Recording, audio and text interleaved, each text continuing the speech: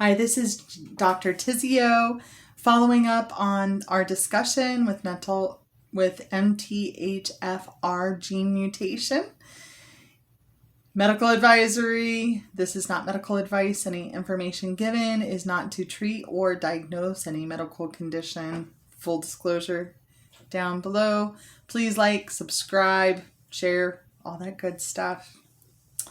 So there are so many people walking around that have this mutation, and anybody who has any cardiometabolic diseases, so that's like heart disease, high blood pressure, strokes, if you see that in you, and all of these medical conditions, they're conditions that if you have this in your family, you should be tested, and you should, if they will consent to it, have your family members tested. That includes your parents, that includes your siblings, that includes your children. Because it's a very simple fix, and it's amazing the difference that it can make on your quality of life if you have this gene and you just treat it properly. Now, just between you and when I have a patient who is getting tested for this. So anybody who has any of the conditions that I'm going to kind of give a brief recap. We went into a lot more detail in the previous video. Go watch that one. I'll try to get a link to it down below if you want to go back and watch the details about that one. But the idea behind this is if you have an autoimmune condition, if you have any kind of cardiometabolic kind of condition, so blood pressure, heart disease, stroke, and hypertension is high blood pressure, anybody who's had miscarriages, anybody who has anxiety, depression, anybody who has autoimmune conditions, all of those people who have those, or detoxification, multiple chemical sensitivities, people who can't tolerate chemicals very well, whether they have asthma attacks or allergies, any response to chemicals at all, they really should be tested. And methylation errors in your detoxification systems can lead to cancer. So that's why it's so important that you're taking a methylated B vitamin if you do have this genetic trait. It's very common.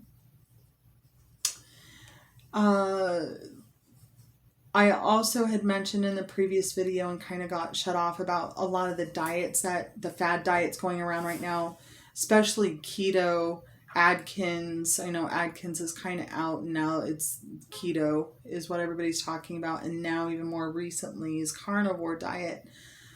And I know there's even MDs who are supporting the carnivore diet. I will tell you that people that I'm seeing on this, the problem is that, yes, you are going to get a lot of benefit from eating these fad diets, primarily because you're removing processed foods. That doesn't mean it's a healthy diet, especially if you are removing a lot of the plants that we're supposed to be eating, and more specifically, the green leafies. And that includes like broccoli, spinach, kale, those types of things. And you're just not gonna, it's really hard to get enough of these vitamins out of green leafies. Even that's the vast majority of what I eat are vegetables. I eat more vegetables than anything else. That's really the healthy way. Eat them in the way they come up out of the ground. Very lightly cooked, so they're warm, not cold. And these methylated vegetables, these vegetables that contain all these methylated vitamins can be helpful. A lot of the times, though, it's still not a significant amount.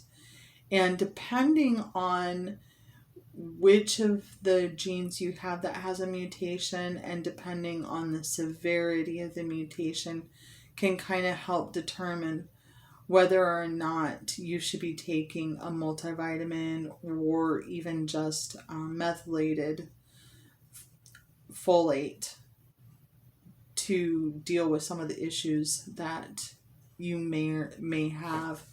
And it's not going to take it away completely if you're not doing the other lifestyle things, eating your vegetables and exercising. This test is becoming more available. I remember 20 years ago, this test would cost $2,000 to run. The current cost, today's cost for patients is $175. I always recommend that patients pay cash for this. I'm not really a big proponent of releasing details about your genetics to the world at large. And even though there's HIPAA and there's GINA and all these other laws that are going to protect your genetic information, the fact that your name might be attached to one of these, I personally, when I did my own testing, did it as a Jane Doe. I recommend that everybody does it as a Jane Doe. I'm not a big fan of 23andMe. Unfortunately, I'm not an attorney. I can't give medical advice. But my thoughts are, in regard to a company like 23andMe, is they're going to have all this genetic data, and it's hard to tell what they're going to do with it. There is always somebody out there who's willing to make a fast buck off of people. And my limited understanding of laws and how things work is I would be concerned that, we're not disclosing your name, but we're going to just sell your genetic material and we're just not going to tell them who you are. It leads to a lot of problems and complications. So I always do, in my personal opinion, I won't do genetic testing unless it's confidential, meaning it's under Jane Doe. There are patients out there who opt, they don't care. They're fine with it. And technically, I mean, even a little bit of your saliva, and not everybody, I don't remember how much of the population are secretors, but I think about 80% of the world secretes DNA and saliva. So even just drinking from a cup, they could access your DNA. If you're in that 80% that secretes DNA in your saliva. So I do recommend getting the testing. You can do the cheek swab. You can do the blood sample. I do the blood. And I prefer doing it under Jane Doe, like I said. It's a really easy test, but then that test can tell you whether or not you should make sure that you're getting this. And it's a real simple test. So if you have any more specific questions, I do offer consultations for very inexpensive.